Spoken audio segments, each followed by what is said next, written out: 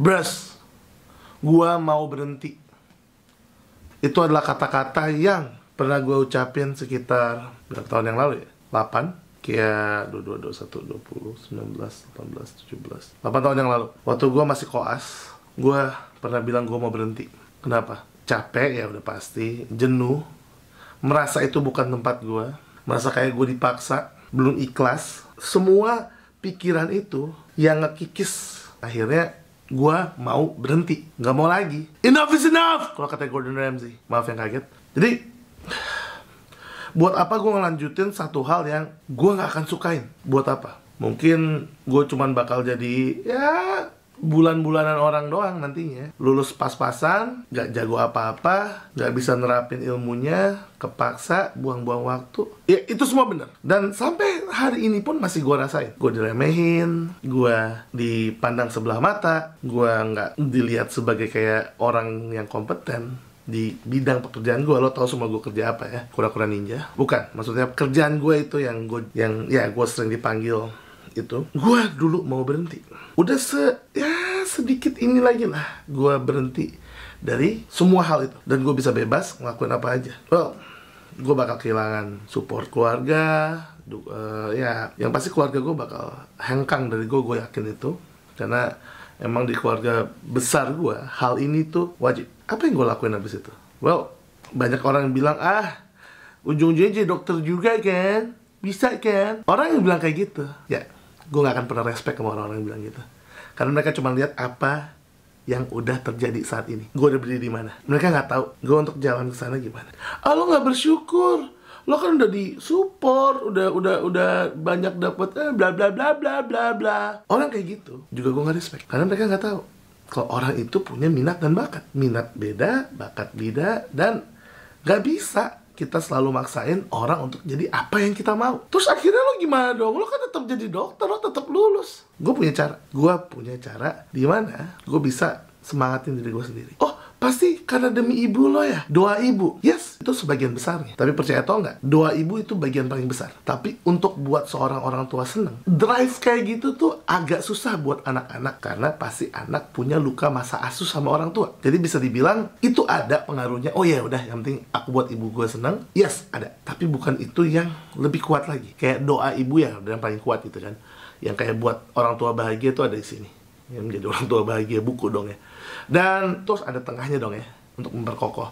Di tengah-tengahnya itu adalah hal yang gue lakuin untuk bisa tetap jadi berdiri di sini gitu. Jadi tetap gue jalanin ini semua, berdiri di sini seperti sekarang, tetap jadi dokter walaupun diremehin sama banyak orang.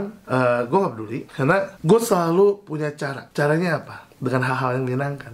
Tentu aja karena gue sayang. Hal yang menyenangkan apa dong? Role model gue bukan orang-orang nyata. Role model gue adalah dokter-dokter yang ada di dunia maya.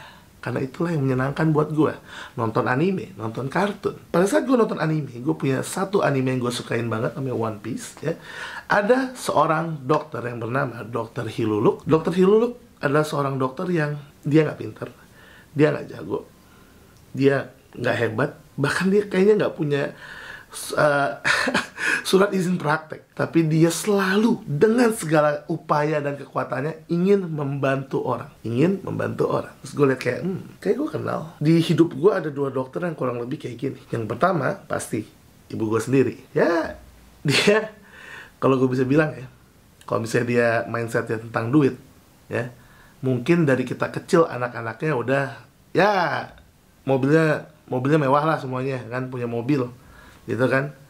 Jadi jalan nggak harus setiap hari jalan kaki ke kampusnya. Prio juga nggak harus setiap hari kayak numpang temennya kayak gitu-gitu. Tapi ibu gue mikir untuk menolong orang, menolong sesama. Oke, jadi gue kayak mikir beneran ada es kelontong pada saat gue lagi syuting. Bukan berisiknya, bukan bocornya, tapi gue langsung mau ke bawah beli. Oke, kita lanjut dulu karena gue lagi mood syutingin lagi dapat menolong orang. Ya, Dr. Hiluluk dia cuman mau menolong orang, walaupun dia diremehin, dilecehin, bahkan ditipu sampai akhir hayatnya dia ditipu, dia dijebak, biar dibunuh.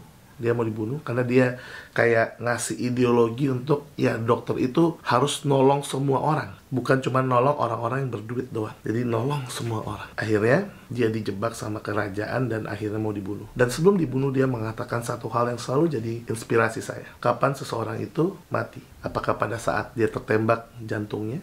Apakah pada saat dia meminum sup beracun? Atau pada saat dia tervonis penyakit mematikan yang tidak bisa disembuhkan? Bukan. Orang mati pada saat mereka dilupakan. Ya, mungkin orang ya udah meninggal dari bumi ini, tapi kalau kita selalu ingat orang itu, kita selalu ingat dia nggak akan pernah mati. Dia selalu ada di sini, di diri kita. Ya, bukan di hati kita, bukan di diri kita.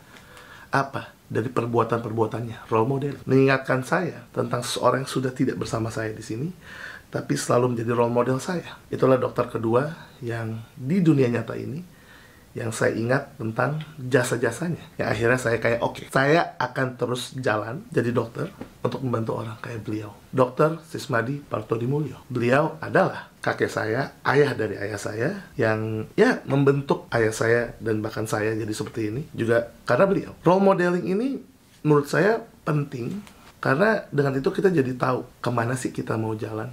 Seperti apa sih, orang seperti apa sih yang harus kita hormatin. Well, pasti kalian langsung bilang, oh role model itu harusnya Nabi Muhammad. Gue setuju. Tapi, kadang-kadang, kita harus punya role model sama orang yang kita pernah ketemu. Gue termasuk sial karena gue nggak ketemu langsung Nabi Muhammad. Gue nggak ada pada masa yang sama. Tapi itu kita kembali lagi. Kita akan selalu tahu Nabi Muhammad. Karena tadi, dia nggak pernah benar-benar mati. Kita selalu ingat dia dari jasa dia, apa yang dia lakukan, perbuatan dia, kebaikan dia ada di sini. They live in you. They live in me. Mereka sebenarnya nggak pernah benar-benar mati. Dr. Hiluluk yang ditembak, dibunuh, dieksekusi, dengan kata-katanya yang indah seperti itu mengingatkan saya kalau iya, orang-orang kayak Yangkung saya, Dr. Sismadi Partodimulyo, Nabi Muhammad, dan semuanya. Kalau kalian musisi mungkin kalian bilang John Lennon ya. Mereka nggak pernah mati. Mereka selalu ada. They live in you. They live in me. Kadang mungkin ada kata-kata yang gue gak bisa sampein karena gue terlalu happy. Well, mungkin muka gue gak kelihatan happy, tapi sebenarnya gue lagi happy saat ini. Karena gue bisa membagikan cerita tentang seorang dokter. Dokter ini, 3 orang dokter ini yang gue hidup di era mereka.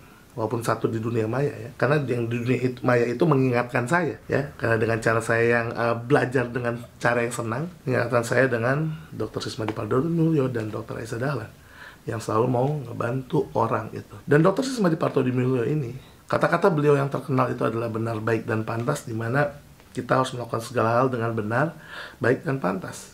Harus ada selalu semua elemennya. Kayak pakai sarung. Pakai sarung itu benar dan baik gitu.